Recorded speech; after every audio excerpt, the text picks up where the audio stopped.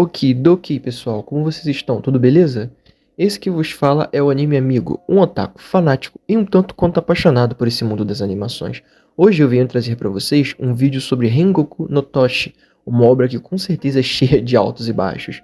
Acompanhamos Makoto, que é apaixonado por sua amiga de infância, Ai.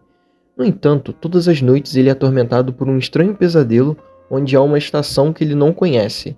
E esses sonhos passam a ser alucinações diurnas, onde ele não sabe mais se está sonhando, alucinando ou vivendo a realidade. O que era para ser uma obra de romance e comédia, passa a ser uma obra de sobrevivência, terror e suspense.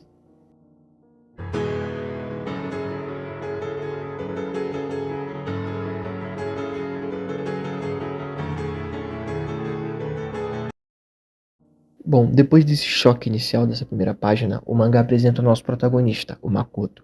E não estou falando esse Makoto, estou falando desse Makoto aqui. Depois de explicar que ele possui uma grave insônia e ele só consegue dormir 1 hora por dia devido a sonhos super realísticos, o mangá corta para uma interação dele com um amigo dele, que pede para o Makoto entregar uma carta de amor que ele escreveu para uma garota. O Makoto meio que caga para ele e manda um clichê super brabo, como você deveria entregar você mesmo, afinal você colocou seu coração nisso, certo? Um amigo do Makoto, iludido pelo conselho, agradece, mal sabendo ele que o Makoto só não queria arrumar mais problemas para lidar. Após esse papo todo, o Makoto encontra com mais 2 amigos dele, que ficam pegando no pé dele aparentemente por ele nunca ter ligado para essa coisa de amor e relacionamentos, e chegam a comentar sobre uma garota chamada Ai, que chega na roda logo após esse comentário. Guardem o nome dessa garota, porque ela será importante como dito na introdução. Com a chegada dessa garota, eles vão pro rolê deles e o Makoto fica introspectivo, pensando sobre esse lance de amor, relacionamento e seus motivos para passar longe disso. No outro dia, na faculdade, o Makoto está novamente pensando alto sobre relacionamento e essas coisas, quando uma das amigas dele, a Ai, chega para conversar com ele. Porém, logo atrás dela, vem aquele outro amigo do Makoto lá do início da história, que pediu ajuda com a sua carta de amor. Esse amigo chama a Ai para conversar a sós, e antes de saírem da sala, ele acena para o Makoto, que então percebe que o amigo ia se declarar para a Ai. Era a Ai a garota que ele queria entregar a carta. Aqui eu vou deixar um adendo. Até aqui foram 25 páginas do primeiro capítulo e o autor muda o protagonista de um cara totalmente inerte ao que acontece ao seu redor para um garoto apaixonado. No começo isso não faz muito sentido, afinal não conhecemos a verdadeira relação do protagonista com a Ai nem com o resto de seus amigos. Temos até alguns insiders que uma das garotas fala sobre o protagonista acabar perdendo a Ai se ele vacilar, coisa do tipo, porém nada muito concreto. Daí o Makoto, sem pensar 2 vezes, corre atrás deles e na maior cara de pau, talarica um amigo sem nem pensar e diz que um dia ele não ia aguentar mais esses sentimentos e acaba se declarando para Ai, dizendo que a amou desde o dia que viu ela pela primeira vez. Ai, por sua vez, começa a falar umas coisas estranhas e do mais absoluto nada, a cabeça dela só pula do pescoço, como vocês estão vendo na imagem. E nós e o Makoto ficamos com uma cara de tipo, que porra é essa? E pra piorar, a Ai vira uma gelatina e um olho enorme aparece no céu. Na página seguinte vemos que a Ai estava bem e que toda aquela situação era possivelmente um delírio de Makoto. Um desses delírios que nós falamos no começo do vídeo. O Makoto, ainda meio assustado, vai pra casa e ao chegar em casa ele começa a pensar sobre o que diabos tinha acontecido. E logo em seguida, a amiga dele, que estava junto com eles mais cedo no rolê, chega dizendo que a Ai comentou com ela que ele estava mal, que ele saiu correndo, suado e preocupado, e pediu para ela verificar como é que ele está. Daí a conversa vem e a garota, que agora já tem um nome, que é Yukiko, parte para cima do Makoto, que fica incrédulo com o que está rolando. Ela diz que ama o Makoto e cansou de ficar escondendo esses sentimentos, e o nosso querido protagonista prontamente recusa ela. E o Kiko não satisfeita, começa a tirar a roupa e dizer que ela está séria sobre isso e bom. Aqui vem o plot final do primeiro capítulo. Ela está coberta de bilhetes dizendo que a cidade é falsa e que eles estão sendo vigiados e que se o Makoto quiser salvar Ai, eles dois terão que colaborar.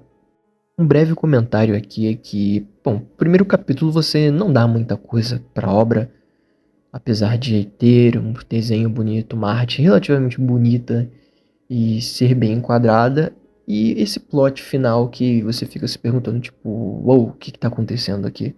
Mas até então é só uma obra que te ganchou com a curiosidade, mas não te ganhou ainda no primeiro capítulo. no segundo capítulo, nós temos uma quebra de ritmo da história, quando a mãe do Makoto chega em casa e ele percebe que a situação que ele se encontra não é muito boa. Afinal, a Yukiko tá pelada em cima dele na cama com a porta do quarto fechado. E ele volta a ser aquele protagonista denso e atrapalhado de romances genéricos. Após resolver essa situação, a Yukiko vai embora e fala para eles se encontrarem em um outro local para conversar melhor. Bom, no dia seguinte, o Makoto está indo até esse local e antes deles se encontrarem, o Makoto vê uma menina com um grampo que lembra um grampo que ele deu para Ai em um dos aniversários dela, que ele ficou todo nervoso para entregar e só conseguiu entregar esse grampo para a menina por causa da Yukiko que encorajou ele. Bom, guardem isso porque isso é relevante pro meio e pro final da obra. Isso te pesca um detalhe que é explicitado no final da obra, mas vale a pena você guardar isso. E no meio desse segmento todo, acontece que essa garotinha do grampo diz para ele que ela está perdida e pede ajuda pro Makoto. Ele a leva para alguns policiais que mostram não ter um senso comum muito bom e mandam a garota se virar para voltar para casa. E o Makoto incrédulo diz que vai ajudá-la, mas começa a ter outro daqueles delírios. Ele recebe uma ligação da Yukiko que o desperta do transe. Agora desperto, ele vai se encontrar com a Yukiko e chega dizendo que tem algo errado com a cidade. E é totalmente cortado por ela, que agarra ele e lasca ele um beijão no nosso querido garoto. Bom, a essa altura, se você é fã de romance tanto quanto eu, você já começa a despertar aquele meu casal. Enfim, aí o Kiko leva o Makoto pro seu abatedouro, digo, casa, e os dois vão tomar banho junto. Infelizmente para vocês eu não vou conseguir botar imagens disso, porque o querido Tutube não permite postar essas cenas.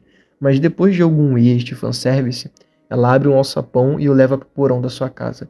Chegando lá, ela diz que é um lugar seguro e que ali os olhos no céu não conseguiriam ver nem escutar o que eles estão falando.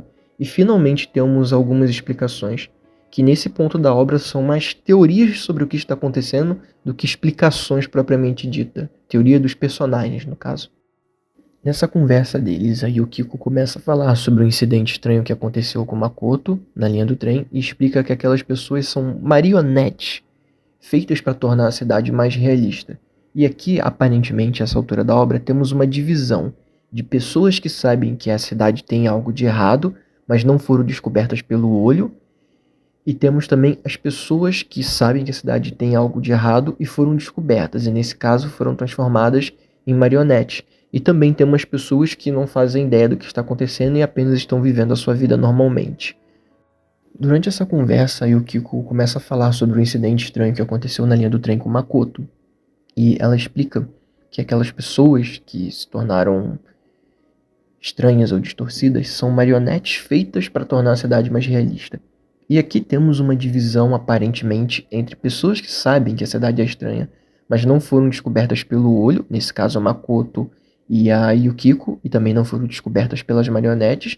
Temos pessoas comuns que não sabem que a cidade esconde um segredo, e temos as marionetes, que até esse ponto da obra parecem ser pessoas que descobriram a verdade, mas acabaram sendo pegas pelo olho que observa tudo ou por uma das marionetes. Depois de ouvir todas essas informações, o protagonista pergunta para Yukiko como eles poderiam salvar a Ai, e ela responde que a Ai provavelmente sabia sobre todos esses segredos da cidade e menciona que ouviu a Ai falar sobre Shinjuku, que é uma cidade que só as pessoas que sabem a verdade conhecem, pois ela não existe nesse mundo que eles estão vivendo. E ela descobriu isso quando tentou se declarar para Ai. O Makoto, ainda processando a situação, diz que tudo bem e que eles devem se aliar para descobrir mais sobre essa cidade. E depois disso temos mais um pouco de fanservice deles dois indo dormir juntos e acaba o capítulo. Iniciamos o capítulo 4 com o Makoto encontrando aquele amigo dele que ia se declarar para Ai, e o cara parece um pouco aflito e pergunta ao Makoto sobre o olho. E o Makoto, usando a cabeça pela primeira vez na obra, resolve desconversar com receio desse amigo ser uma marionete tentando pegá-lo, ou com medo do olho acabar observando a conversa dos dois. Depois ele tenta bolar uma estratégia para tentar descobrir se o amigo dele era um inimigo ou um aliado. O Makoto acaba encerrando a conversa sem muito sucesso na descoberta e vai pensar sobre o que está acontecendo, quando ele é parado por um garoto que faz uma piada sobre ele querer uma namorada, sendo que ele já tinha a Yukiko. Bom, aqui ficou meio óbvio que esse garoto seria o foco do próximo capítulo, E o capítulo 5 abre com os dois conversando, e o garoto diz ser um pesquisador de inteligência artificial e um aliado da Yukiko, sendo que ele recolhe dados desse mundo para bolar formas de escapar do olho e de outros inimigos. Conforme a conversa segue sendo introduzida, temos a informação de que o olho só consegue vigiar pessoas em lugares que contêm luz, e o Makoto descobre que esse garoto está cagando para tudo e só quer conhecer os possíveis criadores desse mundo. O Makoto e o garoto vão dar uma volta e acabam esbarrando na Ai, e o garoto, sem nem pensar e com a vontade de causar o caos, começa a fazer perguntas muito capciosas para Ai que poderiam acabar ativando aquele olho que vigia aquele mundo. O Makoto, num ato de desespero, pega o garoto pela gola e pede para ele parar. Logo em seguida, o garoto menciona que o Makoto está saindo com Yukiko, o que acaba fazendo a Ai ir embora chorando. O Makoto fica muito puto com o moleque, mas eles começam a conversar, o que para nós são mais teorias em como essa cidade foi criada e como os criadores gerenciam quase 10 milhões de pessoas que são a população dessa cidade. No final do capítulo, Makoto e a Yukiko e o garoto se reúnem para conversar sobre seus próximos passos para tentar se verem livres dessa cidade. A Yukiko fala para Makoto que ela descobriu sobre um túnel que possivelmente daria fora da cidade e pede para Makoto ir com ela investigar esse túnel. Chegando no local, e depois de ver algumas fotos e teorizar bastante, eles chegam à conclusão que em 100 dias eles esqueceriam sobre tudo que sabem sobre a cidade, ou a própria cidade seria resetada. E depois de comparar as alucinações que o Makoto teve junto com as dos demais, eles calculam que eles ainda têm por volta de 2 meses para tentar desvendar sobre a cidade. Quando de repente aparece um cara atrás da Yukiko e eles entram numa luta corporal. A Yukiko consegue derrubar ele e dar uma martelada na sua cabeça, mas ele não sente nada e volta a atacar o grupo, que descobre que, embora o homem não sinta dor, ele a todo momento tenta proteger uma parte específica da sua boca. Eles bolam um plano, mas o Makoto acaba sendo esfaqueado no processo, e o garoto, agente do caos, que agora temos um nome e se chama Ruka, consegue no último momento acertar essa área que o homem protegia e o acabam mandando de base. O Makoto acaba desmaiando pela facada e acorda no que parece ser um hospital clandestino e descobre que seus amigos estão presos num local por perto. E quando questiona as pessoas que o trataram sobre o motivo disso, eles revelam ser uma espécie de administradores da cidade que se revoltaram contra o sistema e querem acabar com os verdadeiros donos da cidade. E é-nos revelado que um dos amigos do Makoto, na verdade, é um infiltrado. Agora, todo mundo a essa altura do campeonato desconfia de um certo alguém, correto? E, bom, aqui temos a introdução de vários personagens, mas os dois mais importantes são um casal que é o líder e uma mulher que provavelmente é a enfermeira, que é a vice-chefe desse grupo que está tentando se revoltar contra os criadores dessa cidade. Guardem eles porque os restantes dos personagens não vão ser relevantes e só vão ser descartados na obra, mas esses dois têm uma história importante, principalmente a mulher.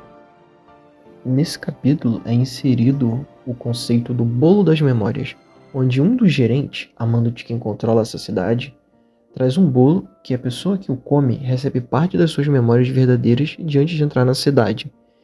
E quem apresenta esse conceito é o Ruka, que ganha um pouco de desenvolvimento de personagem nessa nova edição da obra. E sem nenhuma surpresa descobrimos que o Ruka é um desses infiltrados, porém ele se tornou um expert, que está um cargo acima dos gerentes. Depois dessa revelação, o Ruka se converte ao lado dos mocinhos e todo aquele clichê, e a organização que o salvou Makoto junta força com os três e propõe um plano para tomar controle da cidade. Nos capítulos seguintes, o autor dá uma aliviada e gasta mais páginas com a interação de casal e coisas bobas de dia a dia. E para não alongar muito, eu vou só pular essa parte e ir direto ao que interessa. Depois deles passearem e comerem um pouco, a Yukiko leva o Makoto para uma loja de armas para ela poder repor seu equipamento. Quando um daqueles gerentes aparecem atrás deles, começando um tiroteio. No meio da fuga, eles se deparam com um grupo de policiais e o Makoto, numa atitude de dar orgulho, beija o Yukiko para despistar os policiais. Inclusive, vemos que esse namoro de mentirinha deles está se tornando algo especial para Yukiko. E isso é muito importante para a parte final da obra.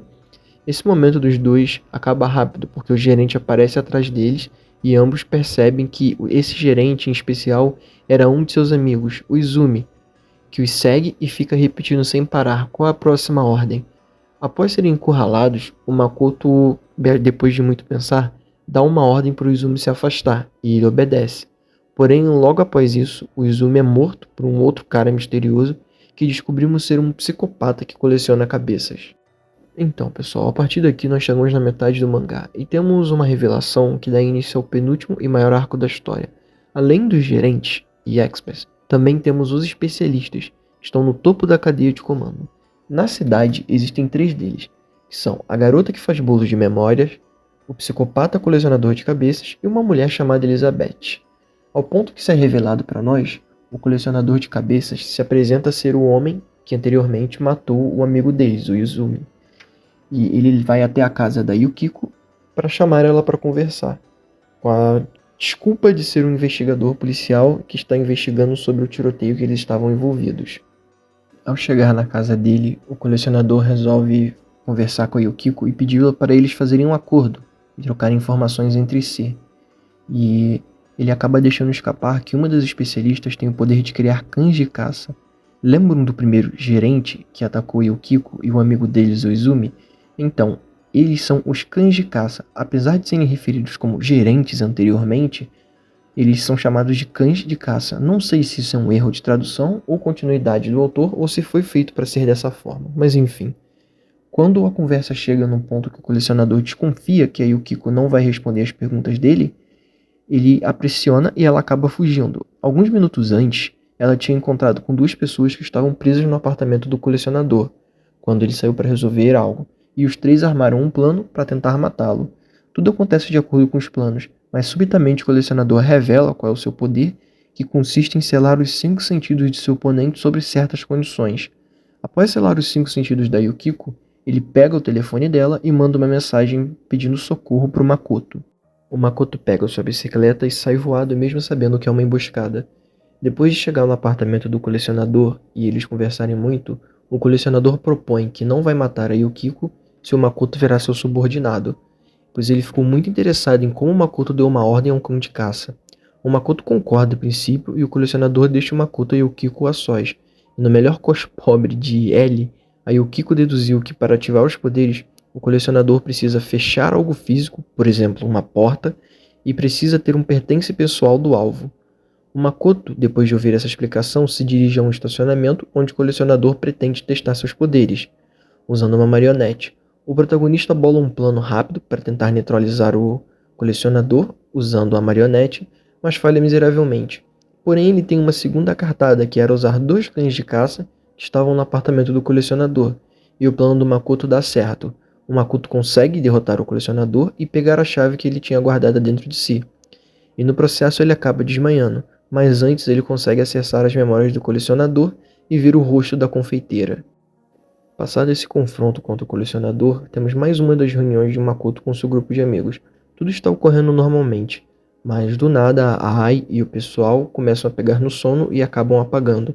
O Makoto e o Kiko descobrem que a mãe do Makoto foi controlada pela confeiteira e eles tentam traçar um plano para derrotar a nova ameaça, mas são surpreendidos com uma mulher que parece um pouco com a Ai, e essa mulher começa a falar algumas coisas sem sentido no começo, dizendo que toda a cidade estava programada para ter algum tipo de cooperação com Makoto e que agora ela iria presentear ele com a verdade após ele ter derrotado o colecionador. O Makoto acaba tendo a chave que pegou do colecionador roubada e é apagado pela mulher. Quando ele recobra a consciência, ele percebe que estava numa cidade um pouco diferente que a dele e a sua vida também era um pouco diferente da anterior. Uma dessas diferenças é que ele cuida de uma garota doente no hospital, que posteriormente ele descobre ser a Ai. Ela acorda e diz para o Makoto que aquele mundo era o mundo ideal criado por ele, e não um mundo real.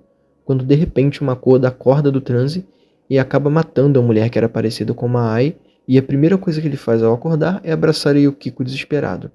Aqui começa o ponto alto da obra, o que me compensou passar por toda essa jornada de leitura, por mais entediante que isso tenha sido algumas vezes.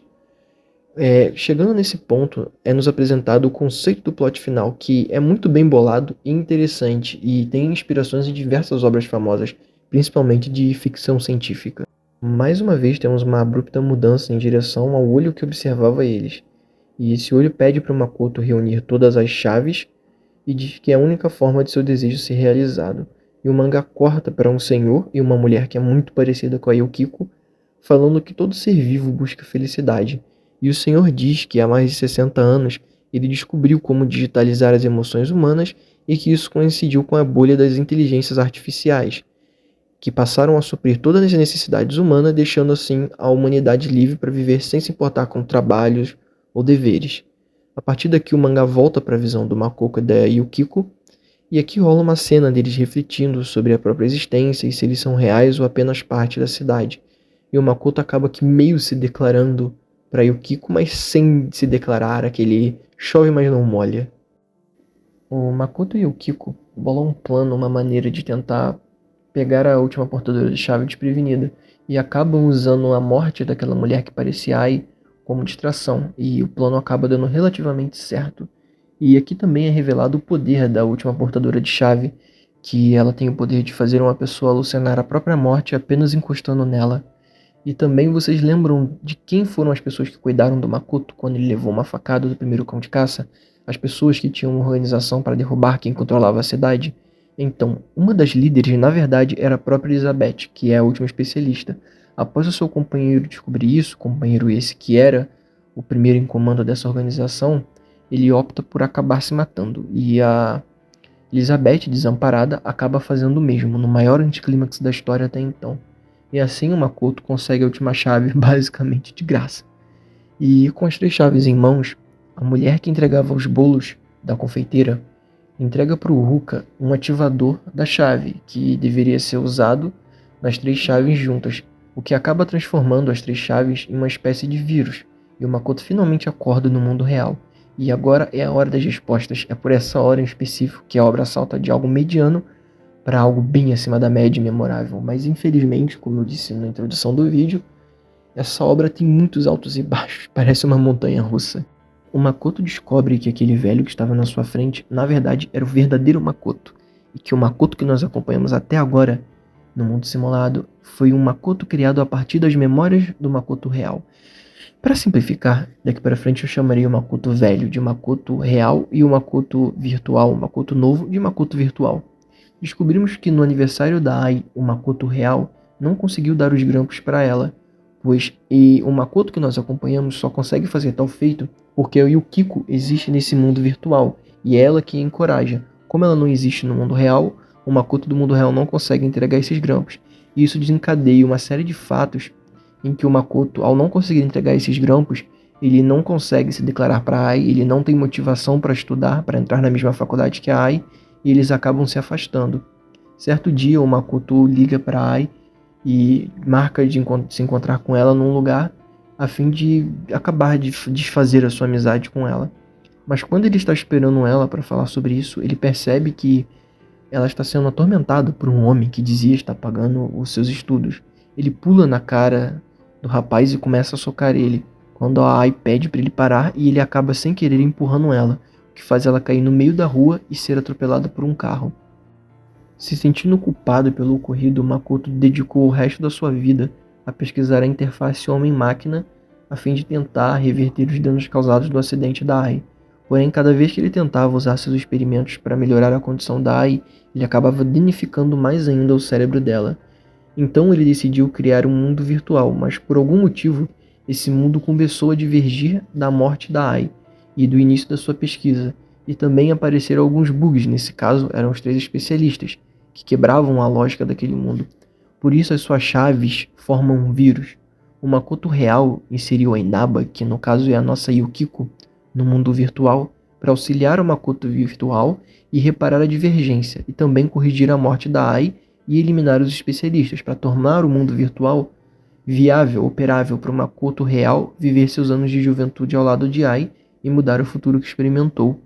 Depois dessa explicação, o Makoto real pula para o mundo virtual, deixando o Makoto virtual dentro desse corpo de androide da Yukiko, que divide a consciência com ele no mesmo corpo. Após essa breve introdução do que aconteceu com o mundo real e por que das pessoas agirem estranhamente, a Inabe pede para o Makoto virtual parar o Makoto real. E aqui a obra começa a decair bastante, como eu falei, uma montanha russa. Nós temos um time skip de 10 anos, e vemos nesses 10 anos eles dois reunindo meios para parar o Makoto real, e eles conseguem até achar uma forma de mandar as memórias do Makoto virtual de volta para o mundo virtual por meio daquele sistema de bolos de memórias. A Ai acaba comendo o bolo que era para o Makoto e percebendo que a sua existência é uma mentira, e obriga o Makoto real também a comer o bolo. Assim ele recupera suas memórias e começa o confronto final da obra, que é outro ponto que é muito anticlimático. Eu acho que o autor acabou se perdendo novamente depois de explorar um conceito tão vasto, um conceito que tinha tanto potencial quanto essa questão das IAs tomarem os corpos humanos. Ele volta para essa briga do Makoto real com o Makoto virtual e acaba fazendo isso de forma meio desleixada. E aqui vai o resumo desse confronto final. O Makoto virtual diz que vai parar o Makoto real, e o Makoto real ativa um sistema de autodestruição que ele tinha deixado dentro da Inabe. E como a Inabe e o Makoto virtual dividem o mesmo corpo, isso acaba o matando no processo. Mas antes disso ocorrer, o Makoto virtual consegue de alguma forma baixar sua personalidade no Makoto real e fazê-lo entrar em conflito. Depois disso, o mangá corta para o que eu acredito ser o Makoto virtual em coexistência com o Makoto real, vivendo no mundo real junto com o androide da Yukiko, Oruka e companhia. Nas páginas finais, eles visitam o túmulo de Ai e assim se encerra o mangá. Eu creio que o autor aqui ficou sem ideias ou provavelmente sofreu pressão da editora para terminar o mangá logo e infelizmente teve que fazer um final corrido desses, sem explorar diversos conceitos que tinham muito potencial na obra. E bom, pessoal, chegamos ao fim dessa longa jornada e eu queria comentar um pouco sobre o que eu idealizei que esse vídeo deveria ser e quando comecei o que ele acabou virando no final. Eu lembro quando eu li essa obra pela primeira vez que eu fui banhado em um misto de sentimentos positivos, negativos, e me lembrou algumas outras histórias que eu tinha lido, como Eden no Ori, Blood Monday e Bokurano. E na releitura, para fazer o roteiro desse vídeo, eu percebi que tem muitos conceitos tirados da franquia Matrix, como gerentes, especialistas, que acabam se virando contra o sistema, numa alusão ao agente Smith e alguns programas da Matrix, e outras coisas. A minha ideia inicial com esse vídeo era fazer uma recomendação e um resumão muito breve, sem spoiler da obra. Mas ao reler eu vi que ele é uma montanha russa, então resolvi fazer um resumo mais detalhado e compartilhar minha experiência com vocês. O que me custou umas boas horas na frente do computador apenas para fazer o roteiro e o fim de semana inteiro para aprontar o vídeo com edição, tratamento de áudio, enfim, os males do ofício. Eu acredito que com esse resumo vocês vão conseguir ter o contato com o melhor da obra e vou experimentar também alguns de seus aspectos negativos de forma mais breve, mais enxuta. E para quem ficou curioso, eu recomendo a leitura, pois é um mangá divertido e você consegue ler ele numa tarde, ou em algumas horas se você tiver uma leitura mais rápida. Afinal, ele tem apenas 47 capítulos e já foi finalizado na data desse vídeo. Então é isso, pessoal. Eu agradeço por terem ficado até aqui. E se gostaram do vídeo ou ele acrescentou algo na vida de vocês, eu peço que se inscrevam no canal, deem um like e ativem o sininho. Com isso vocês estarão ajudando esse otaku aqui a viver do seu hobby favorito. E até mais, pessoal. El Psy Kungru.